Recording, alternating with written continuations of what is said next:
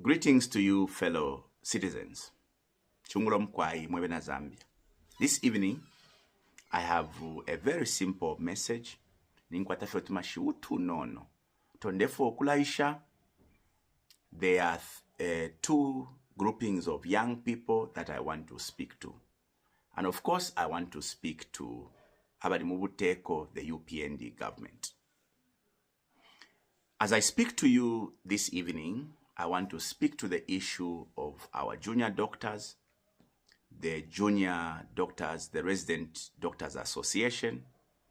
I also want to speak to our young brothers, the small-scale miners, those we call Bajerabo, here on the Copper Belt. And of course, I want to direct this message to the UPND government. Let me start with the resident doctors. First of all, as a fellow young person, my heart is bleeding to see what has happened today. I have read and watched the video of the Minister of Health responding to the decision of you, the young doctors who have decided to take away your services, having endured many years of volunteering. First of all, every citizen would want to commend you for the efforts you have put in as junior doctors. It is not easy having gone to school for years, 7, 8, thereabout. Elo muntu aisa mukuchita volunteer, giving services for free. So we commend you, the junior doctors, for the support you've rendered to this country on voluntary basis. If we had reasonable leadership, you would have been the priority in terms of employment. And so, you cannot be blamed for the decision to withdraw your services. I think that we've taken you for a ride for far too long. What hurts me today is the statement that has been given by the Minister of Health, suggesting that this government has got no money to pay doctors. You know, in my little experience as a leader, I have learned that the quality of leadership is not measured, or is measured not in how you manage plenty of resources at your disposal, but how you manage the little that is given to you. There's a word called prioritizing. And that is what the UPND government is failing. And the response of the Minister of Health towards the genuine call by the Resident Doctors Association is quite abhorring and very sad, to say the least. Now, in one breath, government is saying we have no money to employ these junior doctors. In another breath, this government is creating 92 MPs. You one day learn of the cost of those 92 MPs they are trying to create. It is not wrong to delimitate, to create constituencies. But the word prioritizing at a time when your country is bleeding economically, at a time when your economy is in ICU, you cannot create opportunities for fellow politicians. Mwambokula ipangiro tufulo. 92 members of parliament is a huge cost on the part of government. Those resources can be harnessed to employ doctors. Those resources can be harnessed to take care of other needs of our people. There is no agency in creating 92, MPs. I hope mule mfaba UPND. There is no agency. Some things can wait. And that is the point I'm making to you today. The junior doctors are saying, we have given you services for free for far too long. Consider our plight. The response, tatukwete mpia. Tamukwete mpia, but you want to create 92 positions for fellow politicians. And this is happening at a time when the health system is bleeding. The withdrawal of the support by the American government worth $50 million is going to impact many lives. One would have thought a prudent government would harness the little resources we have towards filling that gap. To shinke chipunda, ichochishide the American government. You want to go and create, if you follow, for politicians, 92 seats.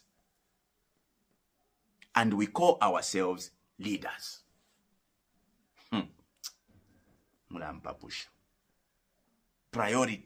Prioritizing what matters to our people. The other issue I want to speak to is the issue of Abanesu, the young people, the small-scale miners, Bajerabo Abamkitwe. I have received very disturbing reports today. In fact, I was watching videos, I was listening to audios. The young people, starting from by UPND, are now crying. There are a few characters who are enjoying over dump sites, leaving abanabo bena bale aule miao. Let me tell you a little story. Msepela shinandi mukopa beot mukitwe especially. 3 years ago, I went to see President Hakainde Hichilema at Community House. I was accompanied by my friend, who is Ron MP, and my brother, Honorable JJ. The request I took to the president was, President, abana badine nsala, tupeni kwe fifima slag dumps, ifima dump sites, ifi, tupele kwa abana tubachite empower. I remember, idonadi DC muno mukitwe, we had agreed with Bamopani that all the dump sites ukwambira kuluangwa called Area K, all the way to Mindolo, we were going to give them, because those are mining wastes. We were going to give them to our Jerabos or our young people in formalized setup. Before I left Kitwe as DC, we had even starting from Valievotoafumishe in an area we called the Sinkhole in Chambori. We had even we created a cooperative, and they were empowered with acid-soluble materials coming from Area K. And the program was that from Area K all the way to Mindolo, all those dump sites will be given to the young people in our communities. And when I went to the president, I had specifically taken the request of the Green Mountain, because I believed that you cannot give a tearing down to a foreign investor. You have to give those, empower your young people, set up a proper system so that the young people can also benefit from mining, from our mineral resources. These are mining wastes, for argument's sake. I want to confess that the president was magnanimous. He allowed, our request. Of course, he directed that we meet with the Minister of Mines and agree the way forward. When we met the Minister of Mines, up to now, he has not come back to us. But the good news is that whatever he did, there are activities happening at the Green Mountain. Now, our idea is that there are people who are benefiting from the Green Mountain. Bambiba yuthi abashiriku Green Mountain. Kutitu abaperako the other slag dumps. I have been disturbed today ukumfo kutila. I area ya bapachachacha called Area D. Some unscrupulous government officials are trying to sell those dumps to the investors, ama Chinese. Nalalombako umukalamba wandi matambo, nalalombako na bakabuswe, nalamiromba bane. Isentwikale panshi, iridi ashituchiterezo, tupereko imisepera bambi okulabomba. Ababa icheture chushaba, ebo tukabwekelako next year, mu 2026. In any case, I don't think that it is prudent, it's normal thinking that we must give these dump sites to foreigners.